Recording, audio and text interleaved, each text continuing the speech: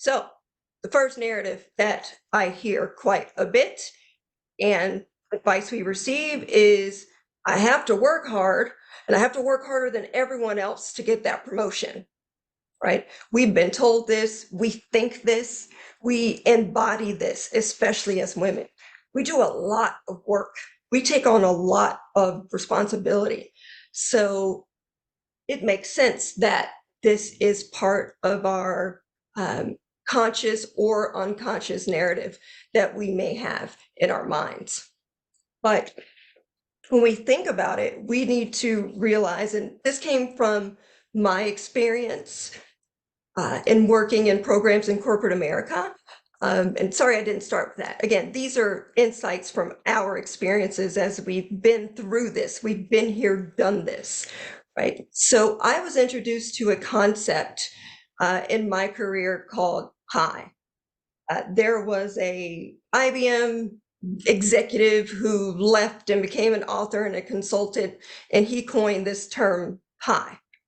When you look at it, right, it's kind of makes everybody go back a little bit and say, wow, my performance is only 10% of what it takes for me to achieve my goals in my career. Now, when people see, me say that it's a myth that we have to work hard, they get a little bit nervous because I'm not minimizing the role of performance in our jobs. We all do have to perform, but I am encouraging us to not sit around and depend on our performance or depend on our tenure in any situation to get us that advancement or promotion or opportunity that we're looking for, because a lot of times we'll be waiting for a pretty long time if we do that. I can't imagine, or I can't recall a time where someone worked their butt off from the time the lights came on to the time they went off, and some big wig recognized that and said, hey, such a hard worker, I'm going to give that person a promotion to director that I was about to open up, right? We typically see something else. So going back to our PI model, while 10% of it is reflected in our performance, you can see here the other 30% of it really focuses on our image, right? This is why you hear so many people talking about building and the importance of building our personal brands, right? This is more of, when we use the term brand though, sometimes we think about big, flashy, making it look good. No, that's not all that a brand is about. How do people receive us? How do people perceive us in the workplace as well? Do people like working with me? Am I authentic? All of those things go into building our image in the workplace. Again, so with performance and image, that's 40%. A whopping 60% of our career pie is based around exposure. That's having exposure to the right opportunities, to the right people in order to advance our career forward. Now, this is great advice, but I feel like there's a piece of it missing from our IBM Smarty Pants executive guide.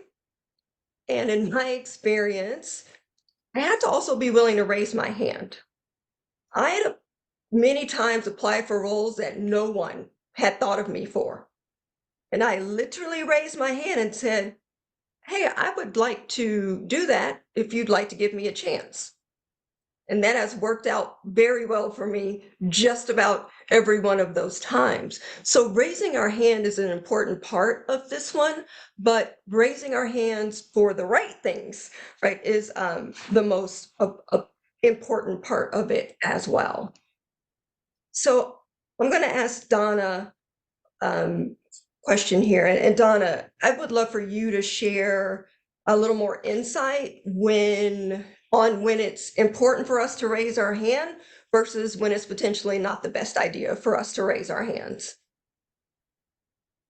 Yeah, that's a topic that I'm passionate about, I would say.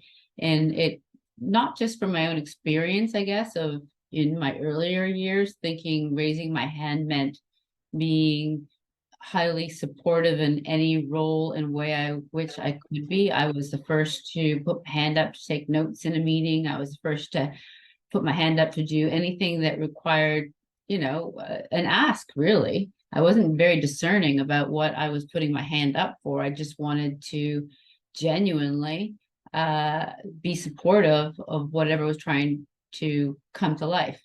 And over time, I started to recognize and observe, wait a minute, why is it that in every meeting, and I don't think this is a shock to anyone here, that, we put our hands up for almost all things.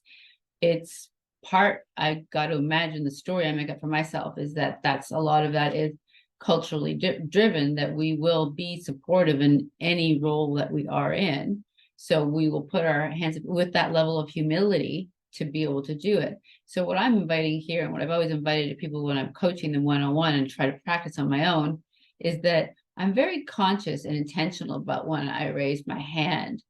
And I differentiate that from what might be expected of me, and actually maybe even be a little provocative in changing some of that if I'm observing it happening in any space where we are anticipating that women are going to, not just take notes, but also do all the follow-ups, more of the implementation of work than actually just showing up and raising your hand for things that are really passionately driven for you, things you care about, things that really matter to you. I love that.